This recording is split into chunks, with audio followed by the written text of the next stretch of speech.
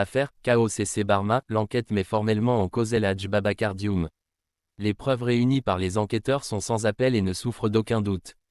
Le site, sur lequel les vidéos étaient diffusées, est d'ailleurs down depuis hier, vers 18 h.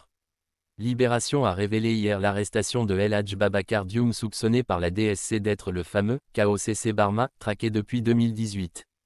Comme nous l'indiquions, des centaines de €. X-TAP ont été retrouvés dans son ordinateur lors son arrestation dans son domicile familial, objet d'ailleurs d'une perquisition hier.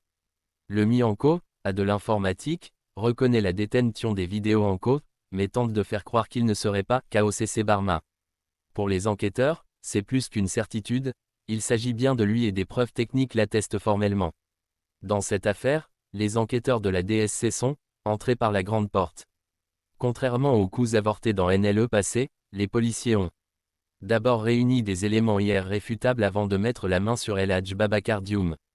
En effet, ils ont carrément pris le contrôle des serveurs du Babip 0RNO, ex-Cenep 0RNO, fermé officiellement hier vers 18 h.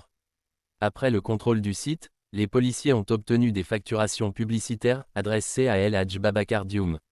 En pistant l'argent, ils sont remontés au compte personnel du mis en cause logé à la CBAO puis dans des plateformes plus sécurisées. À noter que plus de 5 avocats se sont constitués pour la défense d'El Hadj Babacar Dioum qui est dans de beaux draps. Entre 2018 et aujourd'hui, près de 5000 plaintes, déposées contre lui, ont été répertoriées entre la police et la gendarmerie.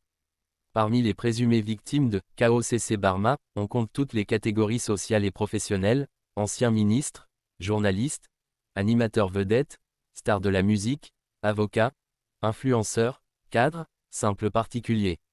Au-delà de l'extorsion, du chantage.